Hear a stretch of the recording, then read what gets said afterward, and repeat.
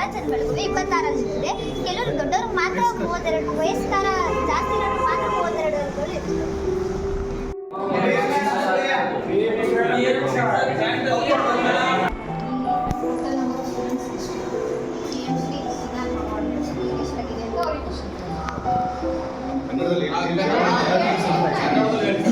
ಎಲ್ಲರಿಗೂ ನಮಸ್ಕಾರ.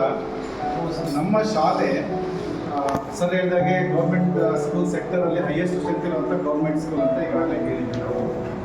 BMC second ಫೇಸಲ್ಲಿ select ಆಗಿರೋದ್ರಿಂದ ಈ ವರ್ಷ NGOs, ಡಿಪಾರ್ಟ್ಮೆಂಟ್, ನಮ್ಮ ಪೊಲಿಟಿಕಲ್ ಸಪೋರ್ಟ್ ಎಲ್ಲ ಕಡೆಯಿಂದ ಈಗಾಗಲೇ ವರ್ಕ್ ಮಾಡಿದ್ದೀವಿ.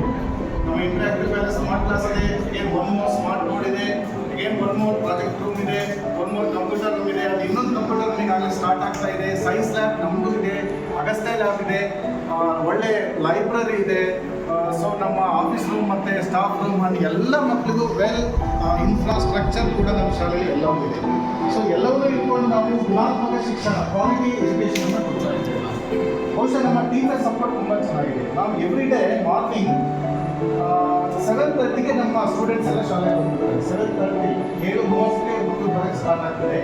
8:30ಗೆ ನಾವು ಮೀಲ್ಕನ್ನು ಸ್ಟಾರ್ಟ್ ಮಾಡ್ತೀವಿ, ಹಾಲನ್ನು ಕೊಡಲಿಕ್ಕೆ 8:00ಗೆ ಸ್ಟಾರ್ಟ್ ಮಾಡ್ತೀವಿ. 9:15 to 9:30 ಹಾಲ್ ಕೊಡೋದು ಕ್ಲೋಸ್. ಬೇರೆ ಶಾಲೆಯಲ್ಲಿ ನಮ್ಮ ಡಿಪಾರ್ಟ್ಮೆಂಟ್ ಟೈಮಿಂಗ್ಸು 9:50ಗೆ ಬಿಲ್ ಮಾಡೋದು ಪ್ರಯಾಣ. ನಾವು 9:30ಗೆ ಸ್ಟಾರ್ಟ್ ಮಾಡ್ತೀವಿ ಸ್ಕೂಲ್ ಅಸೆಂಬ್ಲಿ.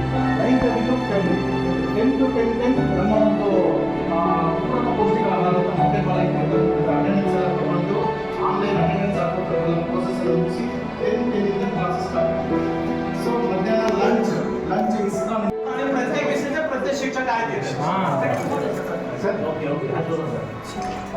एखाद्याचं मत घ्या की सर.